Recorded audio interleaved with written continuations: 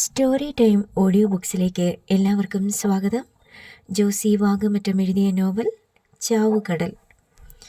ആൻ്റപ്പൻ സിറ്റൗട്ടിലേക്ക് ഇറങ്ങി നിന്ന് മുറ്റത്തേക്ക് കൈ ചൂണ്ടിക്കൊണ്ട് ആക്രോശിച്ചു. അങ്ങോട്ട് ഇറങ്ങി നില്ലടാ. ഇറങ്ങി നിൽക്കാനല്ല, ഇറങ്ങി പോകാനാ വന്നത്. അതിനു മുമ്പ് ഞാൻ പറയുന്നത് നിങ്ങളൊന്ന് കേൾക്കണം. നിങ്ങളുടെ നല്ലതിനു വേണ്ടിയാ പറയുന്നേ. എന്നിട്ട് തിരിഞ്ഞ് ശൗര്യക്കുട്ടി മുറ്റത്ത് നിന്ന ഷീബ മേരിയെ കൈ കാട്ടി വിളിച്ചു. ഇങ്ങാട്ട് കയറി വാ. ഷീബ മേരി ഒരു നിമിഷം ശങ്കിച്ചു. ഡെന്നിച്ചനെ നോക്കി. കയറി ചെല്ലാൻ ഡെന്നിച്ചൻ കണ്ണു കാണിച്ചു. ഷീബ മേരി സിറ്റൗട്ടിലേക്ക് കയറി ചെന്നു. ശൗര്യക്കുട്ടിയുടെ സമീപത്തായി നിലയുറപ്പിച്ചു. അവൾക്ക് പേടിയുണ്ടായിരുന്നു. ശൗര്യക്കുട്ടിയാണ് ആകെയൊരു ബലം. ഇത് നിങ്ങളുടെ മോളാണല്ലോ. ഞങ്ങൾ പള്ളിയിൽ അച്ഛൻ്റെ അടുത്ത് ചെന്ന് കല്യാണം നടത്തി തരുമോയെന്ന് ചോദിച്ചപ്പം അച്ഛൻ പറഞ്ഞത് ഇവളുടെ അപ്പനും അമ്മയും സമ്മതിച്ചാ നടത്തി തരാമെന്നാ. നിങ്ങൾക്ക് സമ്മതമാണോ എന്ന് ചോദിക്കാൻ വേണ്ടിയാ ഇവളെയും കൂട്ടി വന്നത്. സമ്മതമാണെങ്കിൽ നമുക്ക് പള്ളിയിൽ വെച്ച് കല്യാണം നടത്താം. സമ്മതമല്ലെങ്കിലോ? പറയുന്നത് മുഴുവൻ കേട്ടിട്ട് മതി ഇങ്ങോട്ടൊരു ചോദ്യം. നിങ്ങൾ കല്യാണത്തിന് സമ്മതിച്ച നമ്മൾ തമ്മിലുള്ള എല്ലാ ശത്രുതയും ഇവിടെ വെച്ച് തീർക്കാം. ശൗര്യക്കുട്ടി ഷീബ മേരിയെ നോക്കിയിട്ട് പറഞ്ഞു. എന്തായാലും നിങ്ങളുടെ മോളിപ്പം ഡെന്നി ചേട്ടൻ്റെ പെണ്ണാ. അതിനി മാറ്റാനും മറിക്കാനും പറ്റത്തില്ല. കല്യാണം നടത്തിക്കഴിഞ്ഞ നമ്മൾ പിന്നെ ബന്ധക്കാരാ. ബന്ധക്കാര് തമ്മിൽ അടിപിടി നല്ലതല്ലല്ലോ. എങ്ങനെയാണെന്ന് വെച്ച പറഞ്ഞു. ദാ പെണ്ണിനെ കൊണ്ടുവന്ന് നിങ്ങളുടെ മുമ്പിൽ നിർത്തിയിട്ടുണ്ട്. കല്യാണത്തിന് സമ്മതമല്ലെങ്കിൽ നീ എന്തോന്ന് ചെയ്യുമിട ചേട്ടേ? ജോമോൻ പീറ്റർ വായ്ത്തല തിളങ്ങുന്ന കശാപ്പ് കത്തി പുറകിൽ പിടിച്ചുകൊണ്ട് വാതിൽ കടന്ന് സിറ്റൗട്ടിലേക്ക് വന്നു. തൊട്ടുപിറകെ പീറ്റർ ആന്റണിയും വന്നു. അവൻ്റെ കൈവശം ഒരു കൈക്കോടാലിയാണ് ഉണ്ടായിരുന്നത്. ഇപ്പോൾ നമ്മൾ ശത്രുക്കളാ പീറ്ററെ. ആ ശത്രുത ഇല്ലാതാക്കാനുള്ള വഴിയാണ് ഞാൻ പറഞ്ഞത്. എന്നോട് ശത്രുത ഇല്ലാതിരിക്കുന്നതാ നിങ്ങൾക്ക് നല്ലത്, എനിക്കല്ല. ശത്രുക്കളായിട്ടിരുന്ന നീ എന്തോ ചെയ്യുമടാ ഞങ്ങളെ? ജോമോൻ പീറ്റർ വെല്ലുവിളിക്കും പോലെ ചോദിച്ചു. എടാ, നിന്റെ അപ്പൻ്റെയും നിന്റെ അനിയൻ്റെയും നിന്റെയും 2 വാരിയൽ വെച്ച് ഞാനങ്ങ് ചവിട്ടി ഓടിക്കും. എന്നാ നീ ചവിട്ടി ഓടിക്കടാ, കാണട്ടെ. ഇപ്പം ചെയ്യുമെന്നല്ല ഞാൻ പറഞ്ഞത്. എപ്പം ചെയ്യുമെന്ന് ഇപ്പോൾ എനിക്ക് തന്നെ അറിഞ്ഞുകൂടാ. പക്ഷേ ഞാൻ ചെയ്യും. അതിൻ്റെ കാര്യം എന്താന്ന് വെച്ചാൽ എൻ്റെ വെല്ലുമ്മച്ചിയുടെ 2 വാരിയൽ നിങ്ങൾ ചവിട്ടി പൊട്ടിച്ചു.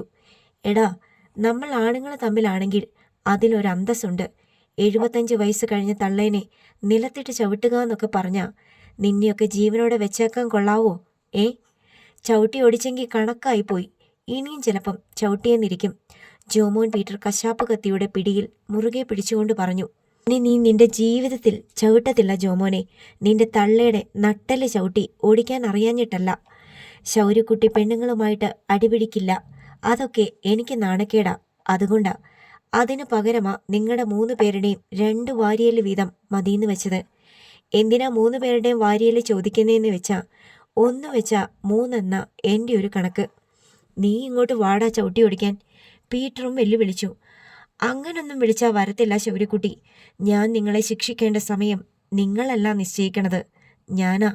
കൂട്ടത്തിൽ ഒന്നുകൂടെ പറഞ്ഞോട്ടെ, നമ്മൾ തമ്മിൽ ഒരൊത്തുതീർപ്പ് ഇപ്പോൾ ഉണ്ടാകുന്നില്ലെങ്കിൽ വേറൊരു കടം കൂടി ബാക്കി കിടപ്പുണ്ട്. ഡെന്നി ചേട്ടനെ ചെല്ലിക്കടപ്പുറത്തിട്ട് തല്ലിച്ചതച്ചതിൻ്റെ ആ കടം കൂടെ ഞാൻ വീട്ടിൽ കഴിയുമ്പോൾ നിങ്ങളുടെ കച്ചവടം പൂട്ടും. പറഞ്ഞില്ലെന്ന് വേണ്ട. നിന്റെ കച്ചവടം ഞങ്ങൾ ഇപ്പം തന്നെ പൂട്ടിച്ചേക്കാമടാ എന്നലറിക്കൊണ്ട് കശാപ്പ് കത്തി വീശി ജോമോൻ മുന്നോട്ട് കുതിച്ചതും ശൗര്യ ഷീബ മേരിയെ പുറം കൈകൊണ്ട് പിന്നോട്ട് തള്ളി മാറ്റിയതും ഒപ്പം കഴിഞ്ഞു. ഇടത് ഭാഗത്ത് നിന്ന് കൈക്കോടാലിയുമായി പീറ്റർ ആന്റണിയും ചാടി വീണു. ഒന്ന് കണ്ണി ചെമ്മി തുറന്ന് ജോമോൻ പീറ്റർ നോക്കുമ്പോൾ ശൗര്യയുടെ കക്ഷത്തിലാണ് കശാപ്പ് കത്തി വീശിയ തൻ്റെ കൈ. ഇടതുവശത്ത് നിന്ന് പീറ്റർ ശൗര്യയുടെ കഴുത്തിലാക്കാക്കിയാണ് കൈക്കോടാലിക്ക് വെട്ടിയത്. ശൗര്യ ഒന്ന് പുളഞ്ഞു ഞെരിഞ്ഞു. കൈക്കോടാലി ശൗര്യക്കുട്ടിയുടെ വലത്തെ കക്ഷത്തിലുമായി.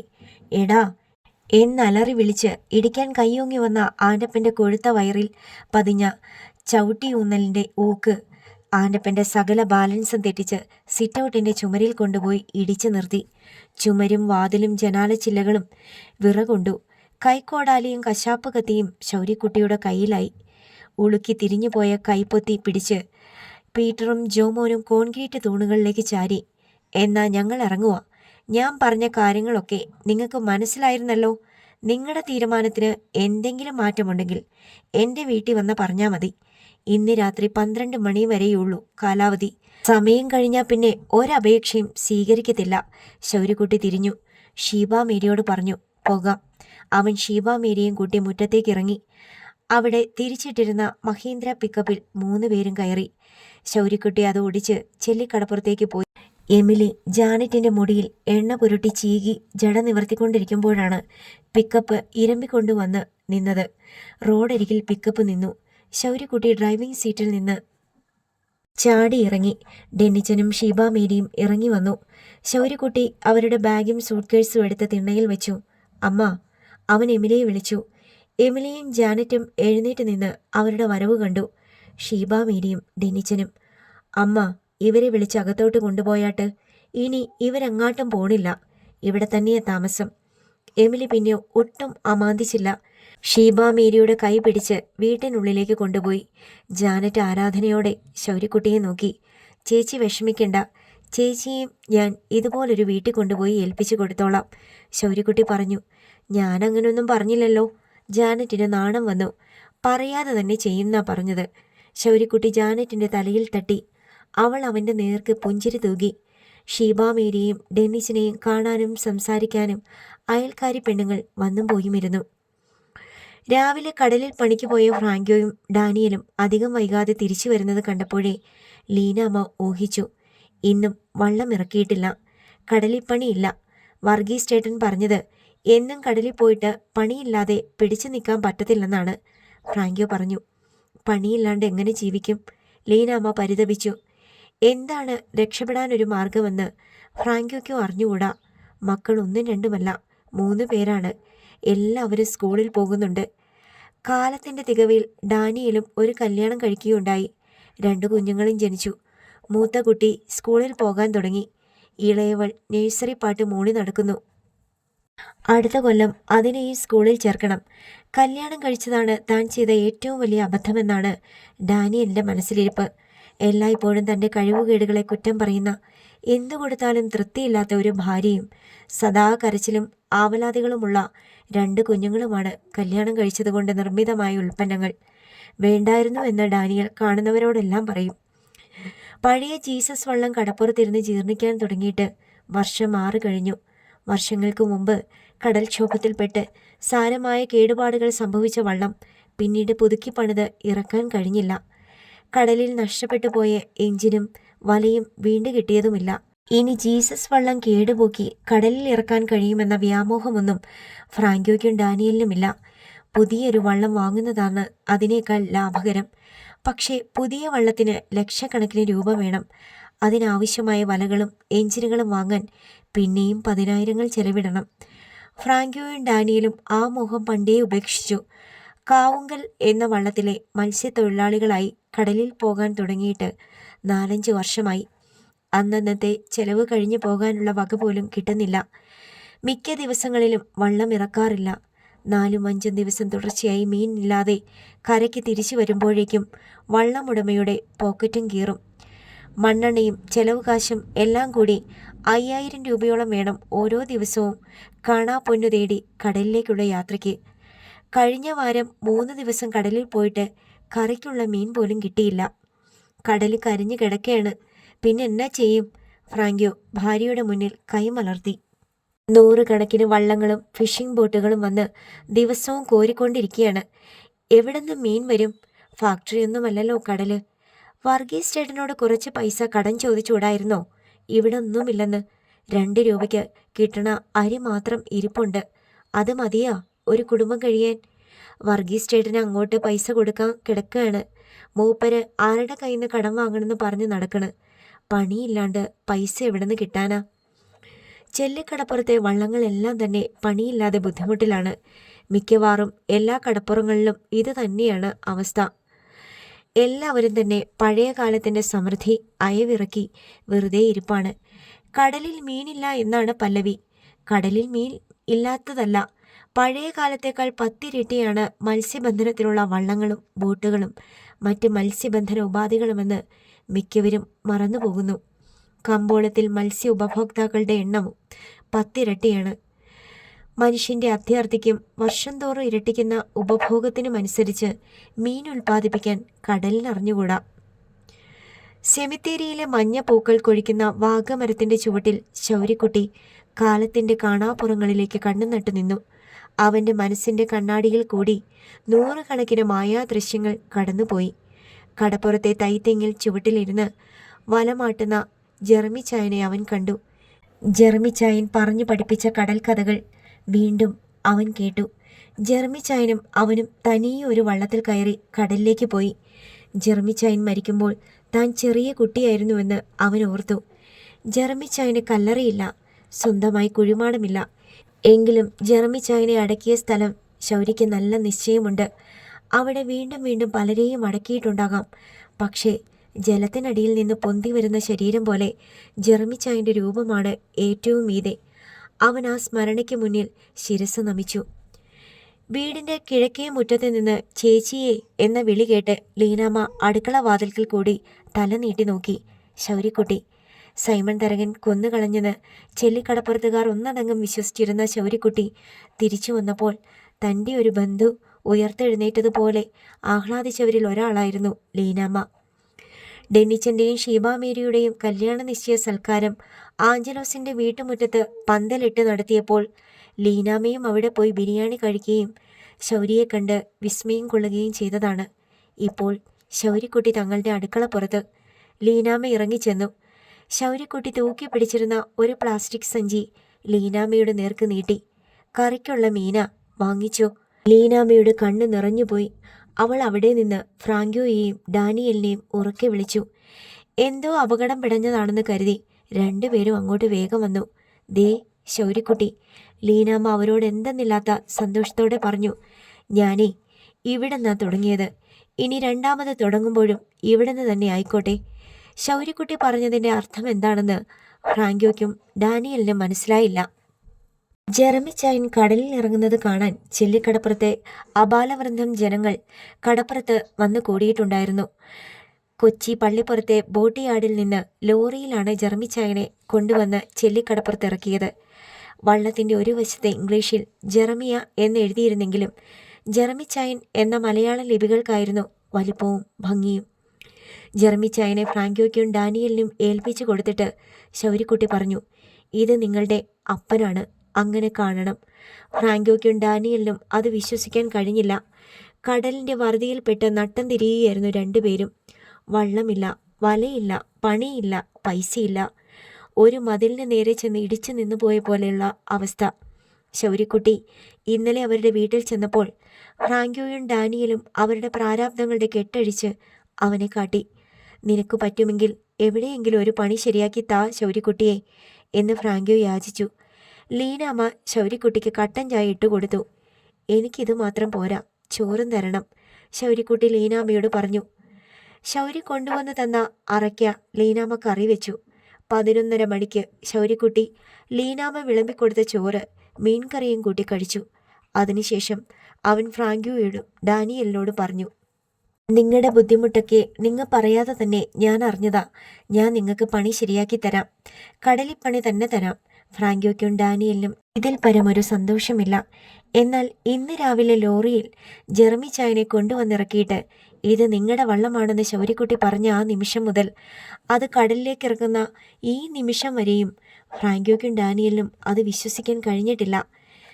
ജെറമിച്ചായന എന്നെ ആദ്യം കടലിലിറക്കിയത്, ജെറമിച്ചായന എന്നെ ആദ്യം വള്ളത്തിൽ കയറ്റിയത്, ജെറമിച്ചായന എന്നെ മീൻപിടുത്തക്കാരനാക്കിയത്, ജെറമിച്ചായന് കൊടുക്കുന്ന ദക്ഷിണയായത്. ചെല്ലിക്കടപ്പുറത്ത് ഞാനങ്ങ് തുടങ്ങുക. ശൗര്യക്കുട്ടി ഫ്രാങ്കോയോടും ഡാനിയലിനോടുമായി പറഞ്ഞു, ഇത് നിങ്ങളുടെ വള്ളമാ, എനിക്ക് പങ്കും പലിശയും ഒന്നും തരണ്ട. ഇതിൻ്റെ വില പണിയെടുത്ത് വീട്ടിയാൽ മതി. അതും അവിശ്വസനീയമായിരുന്നു. ഏതാണ്ട് 15 ലക്ഷം രൂപ വിലമതിക്കുന്ന വള്ളം പലിശയും പങ്കുമില്ലാതെ വെറുതെ വിട്ടുകൊടുത്തിരിക്കുന്നു.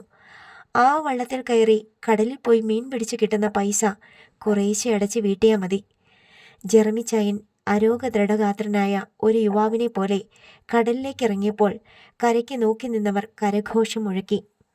ജെറമിച്ചായൻ ഫ്രാങ്കോയുടെയും ഡാനിയലിൻ്റെയും മാത്രമായിട്ടല്ല ചെല്ലിക്കടപ്പുറത്തുകാർ കണ്ടത്, അവരുടെ എല്ലാവരുടെയും കൂടി വള്ളമായിട്ടാണ്. അതിന്മേൽ എല്ലാവർക്കും അവകാശമുണ്ടെന്ന് അവർക്ക് തോന്നിപ്പോയി. ജെറമിച്ചായൻ്റെ കൂടെ കടലിൽ പോകാൻ എല്ലാവർക്കും ആവേശമായിരുന്നു. 9 പേരെയാണ് ആദ്യം പരിഗണിച്ചതെങ്കിലും 3 പേർ കൂടി പിന്നെയും കയറി. ജെറമിച്ചായൻ്റെ കന്യയാത്രയ്ക്ക് ശൗര്യക്കുട്ടിയും കയറി. ഡെന്നിച്ചൽ അതിൽ കയറാൻ താല്പര്യപ്പെട്ടു നിന്നെങ്കിലും ശൗര്യക്കുട്ടി പിന്തിരിപ്പിച്ചു. ആഞ്ചലോസും ഷീബ മേരിയും എമിലിയും ജാനറ്റും കടപ്പുറത്ത് വന്ന് നോക്കി നിൽപ്പുണ്ടായിരുന്നു.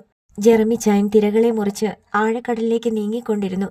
ശൗര്യക്കുട്ടി തന്റെ പരിചയ സമ്പത്തിന്റെ പിൻബലത്തിൽ നിർദ്ദേശങ്ങൾ നൽകിക്കൊണ്ട് വള്ളത്തിന്റെ 3-ാം കള്ളിയിൽ നിന്നു. ആകാശം സ്വയം നീലമായി കാണപ്പെട്ടു. വെയിൽ മറയ്ക്കാൻ വള്ളപ്പടികളോട് ചേർത്ത് ടാർപോളിൻ വലിച്ചു കെട്ടാനുള്ള സംവിധാനമുണ്ടായിരുന്നു. വള്ളം 15 ഭാഗം എത്തിയ ശേഷം ശൗര്യക്കുട്ടി നിർദ്ദേശിച്ചതനുസരിച്ച് ഡാനിയൽ കടലിൽ ചാടി പതച്ചു കിടന്ന് വല നീട്ടി തുടങ്ങി. തീരെ പതിയെ അർദ്ധവൃത്താകൃതിയിൽ വള്ളം നീങ്ങിക്കൊണ്ടിരുന്നു. ഫ്രാങ്കോയും എൽദോയും കൂടി വലക്കള്ളിയിൽ നിന്നും കടലിലേക്ക് വല അയച്ചു കൊടുത്തുകൊണ്ടിരുന്നു. ഡാനിയലിന്റെ രൂപം ദൂരെ ഒരു പൊട്ടുപോലെ മാത്രമായി. ക്രമേണ വല കൊണ്ട് കടലിലൊരു വൃത്തം രചിച്ച് വള്ളം ഡാനിയലിനടുത്തേക്ക് തന്നെ തിരിച്ചെത്തി. ഇനി അരമണിക്കൂർ കാത്തിരിപ്പാണ്. എമിലി അടുക്കളയിൽ ചോറും കറിയും വെക്കുകയാണ്. സഹായിക്കാൻ ഷീബ മേരി ചെന്നപ്പോൾ എമിലി വിലക്കി. ഇപ്പോൾ ഒന്നും വേണ്ട, ചെയ്യേണ്ട സമയമാകുമ്പോൾ ഞാൻ പറയാം. ഞാൻ ഓരോ കാര്യത്തിനും വിളിക്കും. മോളെ, ഈ അരി ഒന്ന് കഴുകി തന്നേ, ഒരു പാത്രം ചായ തിളപ്പിച്ചേ എന്നൊക്കെ പറയും. അപ്പോൾ വന്ന് ഒരു മടിയും കൂടാതെ ചെയ്തു തരണം, ഇല്ലെങ്കിൽ ഞാൻ പോരെടുക്കും. പാതി കളിയായും പാതി കാര്യമായിട്ടുമാണ് എമിലി പറഞ്ഞത്. എമിലി കഞ്ഞി വാർത്തുകൊണ്ടിരുന്നപ്പോൾ ജാനറ്റ് അകത്തേക്ക് ഓടി വന്ന് പറഞ്ഞു, അമ്മേ, പോലീസ് വന്നിരിക്കുന്നു. ഇപ്പോൾ പോലീസ് എന്ന് കേൾക്കുമ്പോൾ എമിലിക്ക് പഴയ പോലെ പേടിയില്ല. ഇതുവരെയുള്ള ജീവിതത്തിൽ അനേകം തവണ പോലീസിനെ കണ്ടു കഴിഞ്ഞു. ആഞ്ചലോസ് കടപ്പുറത്തായിരുന്നു. എമിലി തിണ്ണയിലേക്ക് ഇറങ്ങിച്ചെന്നു. എസ് ഐ ജോൺസൺ മുറ്റത്ത് നിൽപ്പുണ്ട്. അയാളുടെ പിന്നിൽ 3 പോലീസുകാരുമുണ്ട്. പോലീസ് ജീപ്പ് കുറച്ചു മാറി റോഡരികിൽ കിടക്കുന്നു. ശൗര്യയില്ലേ? എസ് ഐ ജോൺസൺ ചോദിച്ചു. ഇല്ല, കടലിൽ പോയി. ഓഹോ, എപ്പോൾ തിരിച്ചു വരും? വൈകുന്നേരമായേക്കും. പണിക്ക് പോയതാ. ഏതാ വള്ളം? ജെറമിച്ചായൻ. ജെറമിച്ചായൻ പുതിയ വള്ളമാണോ? അതെ, പുത്തനാ. ഇന്ന് കടലിലിറക്കിയതേ ഉള്ളൂ. ശൗര്യക്ക് എവിടുന്നാ വള്ളം വാങ്ങാനൊക്കെ പൈസ? ആന്ധ്രയിൽ അവന് വള്ളവും ബോട്ടും ഒക്കെയുണ്ടെന്നാ പറഞ്ഞത്. ആന്ധ്രയിൽ എവിടെ? കാക്കിനാട. അവൻ്റെ പേരിൽ പിന്നെയും ഒരു പരാതി കിട്ടിയിട്ടുണ്ട്. ആൻഡപ്പൻ പീറ്ററുടെ ആയിരിക്കും, എമിലി ഊഹിച്ചു പറഞ്ഞു. അതെ, എങ്ങനെ മനസ്സിലായി? എമിലി താനും ശൗര്യക്കുട്ടിയും കൂടി പള്ളിയിൽ പോയ കഥ എസ് ഐ ജോൺസണോട് വിശദീകരിച്ചു. ഷീബയുടെ വീട്ടുകാരും കൂടി സമ്മതിച്ച ഷീബയും ഡെനിച്ചനും തമ്മിലുള്ള കല്യാണം നടത്തിത്തരാമെന്ന് അച്ഛൻ പറഞ്ഞതുകൊണ്ടാ അവൻ ഷീബയും ഡെനിച്ചനെയും കൂട്ടി ഷീബയുടെ വീട്ടിൽ പോയത്. അവൻ അവിടെ ചെന്ന് ഭീഷണിപ്പെടുത്തിയെന്ന അവരുടെ പരാതി. അവിടുത്തെ ആണുങ്ങളുടെ വാരിയെല്ലാം ഒടിക്കുമെന്ന്. അവർ കത്തിയും കടാരയും ഒക്കെ ആയിട്ട് നിൽക്കുന്നത് കണ്ടിട്ട് അവൻ വല്ലതും പറഞ്ഞു കാണും. അവനിപ്പോൾ കടലിൽ പോയേക്കുവാ. അവൻ വരുമ്പോൾ പറഞ്ഞാൽ മതിയോ? സ്റ്റേഷനിലോട്ട് വരാൻ പറ. ശരി സാറേ. എസ് ഐ ജോൺസണും പോലീസുകാരും തിരികെ ജീപ്പിൽ കയറിപ്പോയി. ഉച്ച തിരിഞ്ഞപ്പോൾ മാരാരിക്കുളത്ത് നിന്ന് സർക്കിൾ ഇൻസ്പെക്ടറും ഏതാനും പോലീസുകാരും കൂടി ഒരു ബൊലേറോ ജീപ്പിൽ ശൗര്യക്കുട്ടിയെ അന്വേഷിച്ചു വന്നു. മാരാരിക്കുളത്ത് നിന്ന് CI ഗണേശന് സ്ഥലം മാറ്റം കിട്ടിപ്പോയ ഒഴിവിലേക്ക് പകരം വന്ന എബ്രാഹിം മാത്യു ആയിരുന്നു അത്. എസ് ഐ ജോൺസണോട് പറഞ്ഞ അതേ വിവരങ്ങൾ തന്നെ എമിലി CIയോടും പറഞ്ഞു. നിങ്ങളുടെ മകനാണോ അത്? എബ്രാഹിം മാത്യു ചോദിച്ചു. അതെ, ഞാൻ വന്ന് ചാർജ് എടുത്തതേ ഉള്ളൂ. അവനെപ്പറ്റി കുറേ കഥകൾ ഞാൻ കേട്ടു. അവൻ കാരണമല്ലേ ഗണേശൻ സാറിനെ മാരാരിക്കുളത്തുനിന്ന് മാറ്റിയതും പിന്നെ സസ്പെൻഡ് ചെയ്തതും? അവനല്ല സാറേ സ്ഥലം മാറ്റിയതും സസ്പെൻഡ് ചെയ്തതും. അവനെവിടാ അതിനൊക്കെ തക്ക അധികാരം? സാറ് പത്രമൊന്നും വായിച്ചില്ലായിരുന്നോ? പത്രത്തിലും മൊബൈലിലും TV-യിലുമൊക്കെ ഉണ്ടായിരുന്നല്ലോ. ആ സാറ് വൃത്തികേട് കാണിച്ചത് കൊണ്ടാ ആ സാറിന് അങ്ങനെയൊക്കെ വന്നത്. എമിലി കോസിൽ എന്നെ പറഞ്ഞു. വേണ്ട, നീ എന്നെ പഠിപ്പിക്കുകയൊന്നും വേണ്ട. നീയാണ് അവന് സകലതിനും സപ്പോർട്ടെന്ന് ഞാൻ കേട്ടു. അമ്മമാര് പിന്നെ മക്കൾക്ക് എതിര് നിൽക്കുമോ സാറേ? എൻ്റെ മകൻ കൊന്നിട്ട് വന്നാലും ഞാൻ അവൻ്റെ കൂടെ നിൽക്കും. എപ്പോഴും കാണണം ഈ സ്നേഹം. മകൻ ഇടികൊണ്ട് ആയുസെത്താതെ ചുമച്ച് കുറച്ച് ചോര തുപ്പിച്ചാകാൻ കിടക്കുമ്പോഴും നീ നല്ല പോലീസുകാരെയൊന്നും കണ്ടിട്ടില്ല സാറേ. ഞാൻ 24 കൊല്ലമായിട്ട് പോലീസുകാരെ കണ്ടുകൊണ്ടിരിക്കുന്നത്. നല്ല പോലീസുകാരെയും കണ്ടിട്ടുണ്ട്, ചീത്ത പോലീസിനെയും കണ്ടിട്ടുണ്ട്. ഇനിയിപ്പോൾ പുതിയതായിട്ടൊന്നും കാണാനില്ല സാറേ. എബ്രാഹിം മാത്യുവിന് എമിലിയുടെ നേർക്ക് അട്ടഹസിച്ച് 4 ചീത്ത പറയണമെന്നുണ്ടായിരുന്നു. പക്ഷേ അയൽക്കാർ അങ്ങിങ്ങ് നോക്കി നിൽക്കുന്നു. ഏതെങ്കിലും ഒരുത്തൻ മൊബൈലിൽ പകർത്തിയാൽ ഗണേശന്റെ ഗതി തന്നെ തനിക്കും എന്ന് എബ്രാഹിം മാത്യുവിന് അറിയാം. പ്രകാശവേഗത്തിലാണ് സോഷ്യൽ മീഡിയകളിൽ കൂടി വീഡിയോ ദൃശ്യങ്ങൾ പായുന്നതും വൈറലാകുന്നതും. നിന്നെ സ്റ്റേഷനിൽ കൊണ്ടുപോയി ചൂരലിന് നല്ല 4 പെടപെടയ്ക്കാൻ ഒരു പെറ്റിക്കോസും ഒരു വനിതാ കോൺസ്റ്റബിളും മാത്രം മതി, എബ്രാഹിം മാത്യു പകയോടെ പറഞ്ഞു. സാറിനറിയാഞ്ഞിട്ടാ, അതിലും വലുതൊക്കെ കഴിഞ്ഞിട്ട് നിൽക്കുന്നവളാ ഞാൻ. CI എബ്രാഹിം മാത്യുവിന് എമിലി എന്ന സ്ത്രീ കഴിഞ്ഞ 26 കൊല്ലത്തിനിടയ്ക്ക് നടന്നുപോയ കനൽ വഴികളുടെ താപവും താഴ്ചയും അറിഞ്ഞുകൂടാ. എല്ലാ ദുരിതക്കടലുകളും നീന്തി കയറിയ സ്ത്രീയാണ് മുൻപിൽ നിൽക്കുന്നതെന്നും. സാറ് വീട്ടുമുറ്റത്ത് വന്ന് ഭീഷണിപ്പെടുത്തിയെന്നല്ലാണ്ട് എൻ്റെ മകൻ ചെയ്ത കുറ്റം എന്താണെന്ന് പറഞ്ഞില്ലല്ലോ. കൈനഗരി നോർത്തിലെ ഒരു റിസോർട്ട് അവൻ അടിച്ചു തകർത്തിട്ടുണ്ട് മാസങ്ങൾക്ക് മുമ്പ്. അത്രയുള്ളൂ. അതിൻ്റെ അന്വേഷണമൊക്കെ നടന്നതാണല്ലോ. പള്ളാതുരുത്തിന്ന് പോലീസും വന്നിട്ടുണ്ടായിരുന്നു. അന്ന് പോലീസിന് പ്രതിയെ പിടികിട്ടിയില്ല. അവൻ മുങ്ങി നടക്കുകയായിരുന്നു. സാറേ, അതിന് അവൻ്റെ പേര് കേസുണ്ടല്ലോ. അവനെ പിടിച്ചോണ്ട് പോയി കോടതി ഹാജരാക്കിയ പോരെ? കോടതി അവനെ ശിക്ഷിക്കട്ടെ. അതിന് തന്നെയാണ് ഞാൻ വന്നത്. അവനെ കിട്ടാഞ്ഞതുകൊണ്ട് ഇപ്പോൾ തിരിച്ചു പോവുകയാണ്. പക്ഷേ എപ്പോഴെങ്കിലും അവനെ എൻ്റെ കയ്യിൽ കിട്ടും. സാർ എന്നാ സാറേ മുൻവൈരാഗ്യമുള്ള പോലെ സംസാരിക്കുന്നേ? അവൻ തെറ്റ് ചെയ്തിട്ടുണ്ടെങ്കിൽ കോടതിയാണല്ലോ ശിക്ഷിക്കേണ്ടത്. സാറിൻ്റെ കയ്യിലാട്ട് കിട്ടിയ സാറ് ഏതാണ്ടൊക്കെ ചെയ്ത് കളയുമെന്ന് പറയണത് ശരിയാണാ? സാറ് തെളിവ് സഹിതം കുറ്റവാളിയെ പിടിച്ച് കോടതിക്ക് കൊടുത്താൽ പോരെ? സാറിൻ്റെ ജോലി അതോടെ തീർന്നില്ലേ? വായടച്ച് വെക്കടി നായിൻ്റെ മോളെ. നീ പോലീസിൻ്റെ നേർക്ക് കുരയ്ക്കല്. CI എബ്രാഹിം മാത്യു കൈ ചൂണ്ടി ആക്രോശിച്ചു. ഇത് പോലീസ് സ്റ്റേഷനല്ല സാറേ, എൻ്റെ വീടാ. അതുകൊണ്ടാ പിന്നെയും പറയുന്നേ. ശൗര്യക്കുട്ടി ഈ നാട്ടിൽ കാല് കുത്തിയപ്പം മുതൽക്ക് പോലീസ് അവൻ്റെ പുറകിന് നടക്കുക. അവനെന്താ പിടികിട്ടാപ്പുള്ളിയാ?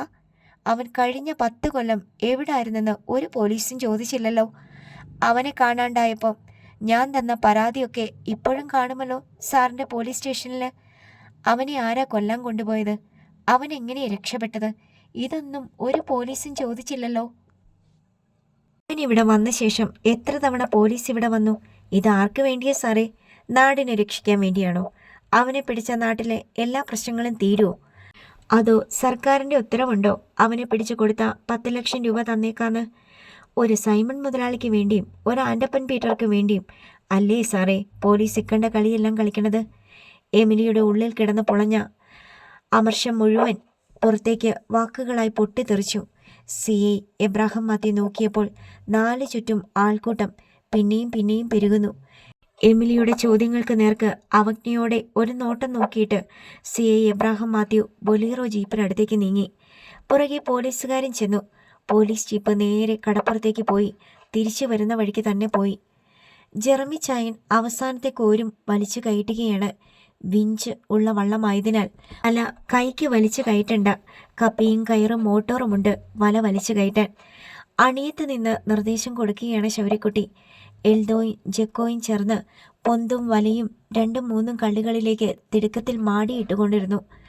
4ഉം 5ഉം കള്ളികളിൽ നിറയെ അയലയാണ്. ഡാനിയൽ ഒരു തടിയൻ അയല ഉയർത്തിപ്പിടിച്ചുകൊണ്ട് പറഞ്ഞു, പൊന്തൻ മാട. ആകെ 4 കോരു കോരി. 2 കള്ളി നിറയെ മീനായി. ഇനി സന്ധ്യയ്ക്ക് മുമ്പേ കരക്കെടുക്കണം. ഫ്രാങ്കോ ചക്കരക്കാപ്പി ഇട്ടു. വള്ളം നിറയെ മീനാണ് എന്ന് വെച്ചാൽ വള്ളം നിറയെ സന്തോഷമാണ്. ജെറമി ചായൻ്റെ കന്നിക്കൊയ്ത്ത് വൻ വിജയമാണെന്ന് എൽദോ വിളിച്ചു കൂവി. പക്ഷേ ശൗര്യക്കുട്ടിക്ക് തൃപ്തി പോരാ. 4ാമത്തെ കോരിന് കിട്ടിയ മീൻ 3ആം കള്ളിയിലിട്ട് വലയും കയറും പൊന്തും വെയിറ്റും അതത് കള്ളികളിൽ അടുക്കി ജെറമി ചായൻ മടക്കത്തിനൊരുങ്ങി. മീൻ കിട്ടിയ വിവരം ഫോൺ ചെയ്ത് കടപ്പുറത്ത് അറിയിച്ചിട്ടുണ്ടായിരുന്നു. കിട്ടിയ മീനിൻ്റെ അളവും തൂക്കവും സംബന്ധിച്ച ഒരു ഏകദേശ അനുമാനവും കരയിൽ അറിയിച്ചു. ജെറമി ചായൻ മടക്കത്തിരകളെ മുറിച്ച് നീന്തുകയാണ്. വള്ളത്തിലുണ്ടായിരുന്നവർ ആഹ്ലാദചിത്തരായി തോണിപ്പാട്ടുകൾ പാടി. ഓരോരോ കാലങ്ങളിൽ കടലിൽ മീൻപിടുത്തത്തിന് പോയപ്പോഴത്തെ സാഹസിക കഥകൾ പറഞ്ഞു. ശൗര്യക്കുട്ടി തൻ്റെ 10 കൊല്ലത്തെ അജ്ഞാതവാസത്തിൻ്റെ കഥകളിൽ നിന്ന് അവർക്കും പറഞ്ഞു കൊടുത്തു. കടൽ സായാജ്ഞ സൂര്യൻ്റെ മഞ്ഞരശ്മികളേറ്റ് വെട്ടിത്തിളങ്ങി. അവർക്കെതിരെ കരയിൽ നിന്നുള്ള വള്ളങ്ങൾ കടലിൻ്റെ അപാരതയിലേക്ക് കടന്നു പോയിക്കൊണ്ടിരുന്നു. രാത്രി മത്സ്യബന്ധനത്തിന് ശേഷം അവയെല്ലാം ഇനി നാളെ രാവിലെ മാത്രമേ തിരിച്ചു വരികയുള്ളൂ. ആകാശം കാറും കോണും ശമിച്ച് ക്ഷോഭമടങ്ങിയ കടൽ പോലെ കിടന്നു. ആകാശത്ത് നങ്കൂരമിട്ട മേഘക്കപ്പലുകളിലെല്ലാം കാറ്റുപായകൾ ഉണ്ടായിരുന്നു. ചക്രവാളത്തിന്റെ പടിഞ്ഞാറൻ ദിക്കിൽ ഇരുണ്ട ചുവപ്പ് രാശിയുള്ള മേഘങ്ങൾ പർവ്വതങ്ങളും സമതലങ്ങളുമുള്ള അതിവിസ്തൃതമായ വൻകര പോലെ കാണപ്പെട്ടു. അണിയത്ത് നിന്നുകൊണ്ട് ശൗര്യക്കുട്ടി തൻ്റെ സഹപ്രവർത്തകരോട് പറയുകയായിരുന്നു, ഇനി നിങ്ങളാരും സൈമൺ തരകൻ്റെ കയ്യിൽ നിന്ന് പൈസ വാങ്ങില്ല. നിങ്ങൾക്ക് ആവശ്യം വേണ്ടുന്ന പൈസ ഞാൻ കടം തരും. ബാങ്ക് പലിശ തന്നാൽ മതി. തരകൻ്റെ അവകാശം വെച്ച് നിങ്ങളെ കൊള്ളയടിക്കുകയാണ് അയാൾ. 1,00,000 രൂപ ഒരു വള്ളക്കാരൻ അയാളോട് കടം വാങ്ങിയിട്ടുണ്ടെങ്കിൽ എത്രയാ തിരിച്ചടവ്? മുതലിനേക്കായാലും പലിശ അടച്ച കൂടെ പിന്നെയും മുതൽ ബാക്കിയാ. ഒരു വള്ളത്തിന് 10 പേരുണ്ടെങ്കിൽ 10,000 രൂപയുടെ മീൻ പിടിച്ചാൽ അതിൽ നിന്ന് 5 മുതൽ 15% വരെ പണം കടം കൊടുത്ത തരകനുള്ള വിഹിതമാണ്. ഓരോ ദിവസവും കടലിൽ നിന്ന് കോരി കരയിലെത്തിച്ച് ലേലം ചെയ്യുന്ന മീനിൻ്റെ വിലയിൽ നിന്ന് ശരാശരി 10% തരകൻ്റെ കീശയിലേക്ക് പോയിക്കൊണ്ടിരിക്കുന്നു. പെട്ടെന്നാരും സൈമൺ തരകനെ വിട്ടിട്ട് പോരെന്ന് തോന്നുന്നില്ല ശൗരി, ഫ്രാങ്കോ പറഞ്ഞു. ഒന്നാമത് മിക്കവരും അയാൾക്ക് കടം വീട്ടാനുണ്ട്. അയാൾ പൈസ മാത്രമല്ല മണ്ണെണ്ണയും വേണമെങ്കിൽ ഇഞ്ചിനും കൊടുക്കും. നിന്റെ അടുത്ത് വന്നാൽ അത് കിട്ടുമോ? അയാൾക്കുടെ അടുത്ത് എപ്പോൾ ചെന്നാലും പൈസ കിട്ടും. നിന്റെ അടുത്ത് അങ്ങനെ കിട്ടുമെന്ന് ആർക്കും അറിയാൻ മേലല്ലോ. അതും പ്രശ്നമാണ്. നിങ്ങൾ എല്ലാവരോടും പറയണം, നിങ്ങൾക്ക് ബാങ്ക് പലിശയ്ക്ക് കടം വേണമെങ്കിൽ ശൗര്യയുടെ അടുത്ത് ചെല്ല്, അവൻ തരുന്ന്. ശൗരി, നീ അങ്ങനെ ഒന്നും കൊടുക്കണ്ട, ജെയിംസ് കുട്ടി പറഞ്ഞു. നിനക്ക് ചെല്ലിക്കടപ്പുറം പിടിച്ചടക്കണമെങ്കിൽ നീ തരകനായിട്ട് തന്നെ നിക്ക്. സൈമൺ മുതലാളി വാങ്ങണ കമ്മീഷൻ്റെ പകുതി മതിയെന്ന് പറഞ്ഞ ആളുകൾ നിന്റെ അടുത്തേ വരത്തുള്ളൂ. ബാങ്ക് പലിശയെന്നൊക്കെ പറഞ്ഞ മുക്കുവൻ വിചാരിക്കും സൈമൺ തരകനേക്കാൾ കട്ടിയാണെന്ന്. അത് ശരിയാണെന്ന് ശൗര്യക്കുട്ടിക്കും തോന്നി. വള്ളം കരയോടടുത്തു കൊണ്ടിരുന്നു.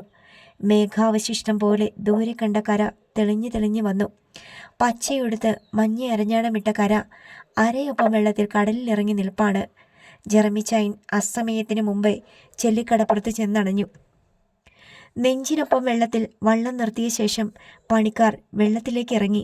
ജെറമിച്ചൈൻ വള്ളം നിറച്ച് അയലയുമായി വരുന്നുണ്ടെന്നറിഞ്ഞ് കച്ചവടക്കാർ കാത്തു നിൽപ്പുണ്ടായിരുന്നു. ചുമട്ടുകാർ കുട്ടകളുമായി വന്ന് വള്ളത്തിൽ നിന്ന് മീൻ കോരി കുട്ട നിറച്ച് കരയിലേക്ക് ചുമന്നുകൊണ്ടുപോയി. ശൗര്യക്കുട്ടി കച്ചവടക്കാരുടെ സമീപം ചെന്ന് നിന്നു. 4 കുട്ടയോളം മീൻ കരക്കെത്തിച്ചപ്പോഴേക്കും കടപ്പുറത്തേക്ക് ഒരു ജീപ്പ് വന്ന് നിന്നു. ജീപ്പിൽ നിന്ന് സൈമൺ തരകൻ്റെ ആളുകൾ ഇറങ്ങി മീൻകുട്ടകളുടെ സമീപത്തേക്ക് വന്നു. സ്റ്റാലിനും ബെർണാഡും സാന്റോയും ജോർജിയും ബാസ്റ്റിനും അടങ്ങുന്ന അംഗരക്ഷക സേനയായിരുന്നു അത്. അവരോടൊപ്പം സൈമൺ തരകൻ്റെ അസിസ്റ്റന്റ് തരകൻ എന്നറിയപ്പെടുന്ന പത്രോയുമുണ്ട്. അയാളാണ് സൈമൺ തരകന് വേണ്ടി മീൻ ലേലം വിളിക്കുന്ന തരകൻ. പത്രോ വന്ന് കുട്ടകൾ എണ്ണി നോക്കി. 5ാമത്തെ കുട്ട ചുമന്നെത്തിക്കുന്നതേ ഉള്ളൂ. പത്രോ കുട്ട ഒന്നിന് 1000 രൂപ മുതൽ ലേലം വിളി തുടങ്ങി. കച്ചവടക്കാരിലൊരാൾ 1500 വിളിച്ചു. അപ്പോൾ ശൗരി അയാളോട് പറഞ്ഞു, ലേലം വിളിക്കണതൊക്കെ കൊള്ളാം, പക്ഷെങ്കിൽ ഈ മീൻ കടപ്പുറത്തുനിന്ന് കൊണ്ടുപോകണമെങ്കിൽ എൻ്റെ അടുത്ത് ചോദിക്കണം.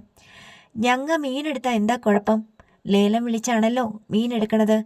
കുഴപ്പം എന്താണെന്ന് ഈ മീനിൽ തൊടുമ്പോൾ അറിയും. തൊട്ടാ നീ എന്ത് ചെയ്യുമടാ? സ്റ്റാലിൻ കയ്യിൽ മടക്കി കുത്തി. തൊടുന്നവൻ്റെ കൈ ഞാൻ ഒടിക്കും, വേറൊന്നും ചെയ്യൂല, ശൗര്യക്കുട്ടി പറഞ്ഞു. ചേട്ടാ, നിങ്ങൾ ലേലം വിളിക്ക്, മീൻ എടുക്കാൻ പറ്റുമെന്ന് ഞങ്ങൾ നോക്കട്ടെ. ബെർണാഡ് രണ്ടും കൽപ്പിച്ച് പത്രോയോട് പറഞ്ഞു.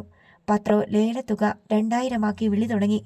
ചേട്ടാ, ഇടങ്ങേറാക്കല്ല്, ഈ മീനിൻ്റെയും ആ വള്ളത്തിൻ്റെയും തരകൻ ഞാനാ. ശൗര്യക്കുട്ടി, ഈ മീൻ ഞാൻ ലേലം വിളിക്കും, ഞാൻ വിൽക്കും. വള്ളം നീ ഫ്രാങ്കോയ്ക്ക് കൊടുത്തത് മുതലാളി അറിഞ്ഞു. ഫ്രാങ്കോയും സാനിയും മുതലാളിക്ക് കടം വീട്ടാനുണ്ട്. അവർക്ക് വള്ളം ഉണ്ടായിരുന്നപ്പോൾ വാങ്ങിച്ച കടമ. വള്ളം നശിച്ചുകൊണ്ട് അവർ മുതലാളിയുടെ കാശ് കൊടുക്കാണ്ടായി. അവരാരുടെ വള്ളത്തിൽ പോയി മീൻ പിടിച്ചുകൊണ്ട് വന്നാലും ഈ കടപ്പുറത്ത് ലേലം ചെയ്യുമ്പോൾ മുതലാളിക്ക് കമ്മീഷൻ കൊടുക്കണം, ഇല്ലെങ്കിൽ കടം വീട്ടണം, പത്രോ പറഞ്ഞു. ജീസസ് വള്ളത്തിന് കേടുപാട് പറ്റി കടലിൽ ഇറക്കാൻ പറ്റാണ്ടായപ്പോൾ നിങ്ങളുടെ മുതലാളി സഹായിച്ചാ? ഇല്ലല്ലോ. അത് ദാണ്ടെ കട്ടപ്പുറത്തിരുന്ന് ചെതലിരിക്കണ്. അത് റിപ്പയർ ചെയ്ത് കടലിൽ ഇറക്കാനുള്ള പണം നിങ്ങളുടെ മുതലാളി കൊടുത്തിരുന്നെങ്കിൽ ഈ പറഞ്ഞതിന് ന്യായമുണ്ട്. വേറെ വള്ളത്തിൻ്റെ പണിക്ക് കമ്മീഷൻ ചോദിക്കണത് അന്യായം, ശൗര്യക്കുട്ടി വാദിച്ചു. സൈമൺ മുതലാളിനെ ന്യായവും അന്യായവും പഠിപ്പിക്കാൻ നീ ആയിട്ടില്ല മോനെ. സൈമൺ മുതലാളി നിന്നെ പഠിപ്പിക്കും, പത്രോ പറഞ്ഞു. അതൊക്കെ പണ്ട്. ഇപ്പം ശൗര്യക്കുട്ടി തിരിച്ചു വന്നേക്കണത് സൈമൺ മുതലാളിനെ ന്യായവും അന്യായവും പഠിപ്പിക്കാൻ തന്നെയാ. ഇത് താൻ അവിടെ ചെന്ന് പറഞ്ഞേക്ക്, പത്രോ സംശയത്തിലായി. ലേലം വിളിക്ക് ചേട്ടാ, ബെർണാഡ് രണ്ടും കൽപ്പിച്ചു പറഞ്ഞു. വാ തുറന്നാ ഞാൻ അടിക്കും. ഞാൻ അടിച്ച തൻ്റെ മരണം വരെ പല്ലുവേദനയും തലവേദനയും മാറത്തില്ല കേട്ടാ. ശൗര്യക്കുട്ടി പത്രയ്ക്ക് മുന്നറിയിപ്പ് നൽകി. കടപ്പുറത്തെ സംഘർഷാവസ്ഥ കണ്ട് ആള് കൂടാൻ തുടങ്ങി. ശൗര്യക്കുട്ടിയും സൈമൺ തരംഗിന്റെ അംഗരക്ഷകനും മീൻ നിറച്ച കുട്ടകളും ഒത്ത മധ്യത്തിൽ. അതിനു ചുറ്റും വലിയൊരു മനുഷ്യവൃത്തം രൂപപ്പെട്ടു. ശൗര്യക്കുട്ടിയെ വിളിച്ച് അല്പം മാറ്റി നിർത്തി ഫ്രാങ്കോ ചോദിച്ചു, ഇപ്പോ നമ്മൾ വഴക്കിന് നിൽക്കണോ? ഉള്ള മീൻ വിറ്റ് കാശാക്കാൻ നോക്കണതല്ലേ നല്ലത്? അടുത്ത തവണ നമ്മൾ മീൻ കൊടുക്കണ്ട. വഴക്ക് മുറുകിയാൽ കച്ചവടക്കാർ മീൻ വാങ്ങാതെ മുടങ്ങുമെന്നും കയ്യിൽ കിട്ടേണ്ട കാശ് കിട്ടാതെ പോയേക്കുമെന്നും ഫ്രാങ്കോയ്ക്കും സംഘത്തിനും പേടിയുണ്ടായിരുന്നു. 20 കൊട്ടയ്ക്കടുത്ത് മീനുണ്ട്. കച്ചവടം നടന്നില്ലെങ്കിൽ ഐസിട്ട് സൂക്ഷിക്കേണ്ടി വരും. അല്ലെങ്കിൽ മീൻ കേടാകും. ഐസ് ഇടുന്നതൊക്കെ വലിയ മെനക്കേടാണ്. ചേട്ടൻ പേടിക്കണ്ട. നമ്മൾ ഈ മീൻ ഇവിടെ അല്ലെങ്കിൽ ചെങ്ങനാശ്ശേരി മാർക്കറ്റിൽ കൊണ്ടുപോയി വിൽക്കും. അതല്ലെങ്കിൽ ഏറ്റുമാനൂർ കൊണ്ടുപോകും. ശൗര്യക്കുട്ടി ഫ്രാങ്കോയെ ധൈര്യപ്പെടുത്തി. ബെർണാഡ് പത്രോയെ മാറ്റി നിർത്തി ലേലം വിളി തുടങ്ങിയപ്പോൾ ശൗര്യയും അടവും മാറ്റി. ശൗര്യയും ലേലത്തിൽ പങ്കുകൊണ്ടു. കച്ചവടക്കാർ 3000 വിളിച്ചപ്പോൾ ശൗര്യക്കുട്ടി 4500 വിളിച്ചു. കച്ചവടക്കാരൻ 5000 വിളിച്ചപ്പോൾ ശൗര്യക്കുട്ടി 7000 ആക്കി. ബെർണാഡേ, ഈ മീൻ ഒരു കുട്ട പോലും നീ ലേലം വിളിച്ച് വിൽക്കൂല. നീ 10000 വിളിച്ചാ ഞാൻ 1,00,000 വിളിക്കും. കാരണം ഇതെൻ്റെ മീനാ. എൻ്റെ മീൻ നിനക്ക് കാശ് തന്നിട്ട് ഞാൻ എടുക്കൂ? നീ പണി മതിയാക്കിയിട്ട് പോ ബെർണാഡേ. ബെർണാഡ് ഉടൻ തന്നെ കച്ചവടക്കാരൻ്റെ നേർക്ക് തിരിഞ്ഞു പറഞ്ഞു, ഒരു കുട്ടയ്ക്ക് 3000 വില വെച്ച് എടുത്തോണ്ട് പോ. ബാക്കി ഞാൻ നോക്കിക്കോളാം. ആരെങ്കിലും മീൻ കുട്ടയിൽ കൈവച്ച ബെർണാഡേ അടി വാങ്ങുമേ. കച്ചവടക്കാർ ആരും മീനെടുക്കാൻ ധൈര്യപ്പെട്ടില്ല. സ്റ്റാൻലി ബെർണാഡിനെ വിളിച്ച് മാറ്റി നിർത്തി പറഞ്ഞു, ഒന്നുകിൽ നമ്മൾ അവനെ ഇവിടിട്ട് അടിച്ച് ശരിപ്പെടുത്തണം, അല്ലെങ്കിൽ മിണ്ടാതെ തിരിച്ചു പോകണം. ഏതാ വേണ്ടത്? അടിച്ചാലോ? ബെർണാഡ് ചോദിച്ചു. സ്റ്റാലിൻ ബാക്കിയുള്ളവരെ കൂടി അടുത്തേക്ക് വിളിച്ചു. തല്ലണോ ഇവിടെ വെച്ച്? അവൻ്റെ കൂടെ ആൾക്കാരുണ്ട്. ആരൊക്കെ ഇടപെടുന്ന് അറിഞ്ഞുകൂടാ. അവനെ തല്ലി ഒതുക്കാൻ നമ്മൾ 6 പേര് പോരെ? മറ്റവന്മാർ വരേണ്ട നിൽക്കത്തേയുള്ളൂ. അടിക്കാനൊന്നും വരില്ല. ഒരു കൈ നോക്കാം. മുതലാളിയുടെ അടുത്ത് ചെന്ന് പറയണ്ടേ? ഒന്നും ചെയ്യാതെ പോയ മുതലാളിക്കും രസിക്കത്തില്ല, ബെർണാഡ് പറഞ്ഞു. ബെർണാഡേ, ശൗര്യക്കുട്ടി അവരുടെ അടുത്തേക്ക് ചെന്നു. നിങ്ങൾക്ക് തല്ലണമെങ്കിൽ നമുക്ക് അപ്പുറത്തോട്ട് മാറി നിന്ന് തല്ലാം. ഇവിടെ ആൾക്കാരുടെ ഇടയിൽ കിടന്ന് അടിക്കണ്ട. നിങ്ങൾ 6 പേരുണ്ടല്ലോ, ഞാൻ ഒറ്റയ്ക്കേ ഉള്ളൂ. വാ, നമുക്ക് മാറി നിന്ന് അടിച്ചു തീർക്കാം. ശൗര്യക്കുട്ടി ആൾക്കൂട്ടത്തിൻ്റെ വലയം ഭേദിച്ച് ഒഴിഞ്ഞ കടപ്പുറത്തേക്ക് മാറി നിന്നു. എടാ ബെർണാഡേ, അവനൊരു പേടിയില്ലല്ലോ, പത്രോ ആശങ്കയോടെ പറഞ്ഞു. അവൻ്റെ വീട്ടിലെ കല്യാണ പാർട്ടിയുടെ അന്ന് നമ്മുടെ ആൾക്കാരെ അടിച്ചോടിച്ചത് ഓർമ്മയുണ്ടോ? അത് ശരിയാ. അവൻ അഭ്യാസങ്ങൾ കുറേ പഠിച്ചിട്ടുണ്ട്. പല്ലൊക്കെ ഇളകിയ പിന്നെ തലവേദന മാറത്തില്ല. ബാസ്റ്റിനും പത്രയോട് അനുകൂലിച്ചു. തിരയടിച്ച് നനഞ്ഞ കടപ്പുറത്ത് കാത്തുനിന്ന ശൗര്യക്കുട്ടി കണ്ടത് സൈമൺ തരംഗിന്റെ അംഗരക്ഷക പട ചെന്ന് ജീപ്പിൽ കയറുന്നതാണ്. ജീപ്പ് പുക പറപ്പിച്ചും പൂഴി തെറിപ്പിച്ചും ഇരമ്പി കുതിച്ചു. ശൗര്യക്കുട്ടിയുടെ നഗ്നമായ കാൽപാദങ്ങളിൽ കടൽ വന്ന് തൊട്ട് തലോടി. സംഘർഷാവസ്ഥ കഴിഞ്ഞു. പൊയ്ക്കോളൂ എന്നാണ് ശൗര്യക്കുട്ടിക്ക് അതനുഭവപ്പെട്ടത്. അവൻ മീൻകുട്ടകൾ ഇരിക്കുന്നിടത്തേക്ക് ചെന്നു. ഇതിനകൽ മീനെല്ലാം കരക്കിറക്കി കഴിഞ്ഞു. ആകെ 16 കുട്ട മീൻ. കച്ചവടക്കാർ കാത്തു നിൽപ്പുണ്ട്. ചിലരൊക്കെ മടങ്ങിപ്പോയി. ശൗര്യക്കുട്ടി മീനിന് ലേലം വിളിക്കാൻ തുടങ്ങി. 1000 രൂപ. എല്ലിക്കടപ്പുറത്ത് പുതിയൊരു തരകൻ രൂപം കൊള്ളുകയാണ്. തൈമാമ്പറമ്പിൽ ആഞ്ചലോസിന്റെ ഭാര്യ എമിലിയുടെ ഇളയ പുത്രൻ ശൗരി. SI ജോൺസനെ ഫോണിൽ വിളിച്ച് ആവലാതെ പറയുകയായിരുന്നു സൈമൺ തരകൻ. നിങ്ങൾ പോലീസ് നോക്കിയാൽ അവനെ ഒന്നും ചെയ്യാൻ പറ്റില്ല അല്ലേ? അവൻ്റെ പേരിൽ കേസെടുത്തിട്ടുണ്ട്. CI ഇന്നോ നാളെയോ അവനെ അറസ്റ്റ് ചെയ്യാനും സാധ്യതയുണ്ട്. ജോൺസൺ പറഞ്ഞു. എന്തു കുറ്റത്തിന്? കൈനഗിരിയിലോ മറ്റോ അവനൊരു റിസോർട്ട് അടിച്ചു തകർത്തു. കുറേ പേരെ കയ്യേറ്റം ചെയ്തു. 6 മാസം മുമ്പ് നടന്ന സംഭവമാ. അതൊക്കെ ഇപ്പോഴാണോ നടപടിയാകുന്നേ? നേരത്തെ അറസ്റ്റ് ചെയ്യണ്ടേ? അവൻ എവിടാന്ന് പോലും അറിയില്ലായിരുന്നല്ലോ. ആന്ധ്രയിൽ ചെന്ന് അറസ്റ്റ് ചെയ്യാൻ അവിടുത്തെ അഡ്രസ്സും ഇല്ലായിരുന്നു. ഇനിയെങ്കിലും നിങ്ങൾ പോലീസുകാർ അവനെ ഒതുക്കണം. എന്നെക്കൊണ്ട് അറ്റ കൈ പ്രയോഗം ചെയ്യിക്കല്ല്. സൈമൺ മുതലാളിക്ക് എന്താ പ്രശ്നം? എനിക്ക് എന്താ പ്രശ്നമെന്നോ? എനിക്കല്ലേ പ്രശ്നം മുഴുവൻ. അവൻ എന്നെ വെല്ലുവിളിച്ചോണ്ടാ നടക്കണത്. എൻ്റെ വീടിൻ്റെ ഗേറ്റിൽ വന്ന് പോലീസ് ജീപ്പിൻ്റെ ബോണറ്റിൽ കയറി നിന്നോണ്ട് എന്നെ ചീത്ത വിളിച്ച്, എൻ്റെ വീട്ടുമുറ്റത്ത് വെച്ച് എന്നെ അപമാനിച്ച്, എൻ്റെ മോൻ കെട്ടാനിരിക്കണ പെണ്ണിനെ അവൻ കെട്ടുമെന്ന് ഭീഷണിപ്പെടുത്തിയിരിക്കണ. എനിക്ക് കമ്മീഷൻ തരാതെ എൻ്റെ കടപ്പുറത്ത് അവൻ മീൻ വിൽക്കണ്. അതിനൊക്കെ CAയോട് പറഞ്ഞാൽ മതി. എന്തായാലും അറസ്റ്റ് ഉറപ്പാ. പുതിയ CA ആള് മഹാമൊശടനാ. ലോക്കപ്പിലെടുത്തിട്ട് അവനെ ഇടിച്ചു പരത്തി സ്പോഞ്ചാക്കിയിട്ടേ കോടതിയിലോട്ട് ഹാജരാകത്തുള്ളൂ. പോരെങ്കിൽ അവൻ ഗണേശൻ സാറിന് കൊടുത്ത പണിക്ക് പകരം അവനെ കൈ കെട്ടാൻ നോക്കിയിരിക്കുക മാരാരിക്കുളം സ്റ്റേഷനിലെ പോലീസ്. തനിക്കറിയാഞ്ഞിട്ടാ കാരക്കാട്ടുകാരുടെ പ്രതാപം. പോലീസും അധികാരിയും എല്ലാം കാരക്കാട്ട് കാരണവരാ. ഞങ്ങളാ കുറ്റവിചാരണ നടത്തുന്നതും ശിക്ഷ വിധിക്കുന്നതും. കാരക്കാട്ട് ബംഗ്ലാവിൻ്റെ ഔട്ട് ഹൗസിൽ ഇപ്പോഴും ഉണ്ട് അന്നത്തെ ലോക്കപ്പും ചെങ്ങലയും കൂച്ചുവിലങ്ങും തടിപ്പൂട്ടുമെല്ലാം. കാരക്കാട്ട് കാരണവര് മരണശിക്ഷ വിധിച്ച് നടപ്പാക്കിയ കാലവും ഉണ്ടായിരുന്നു.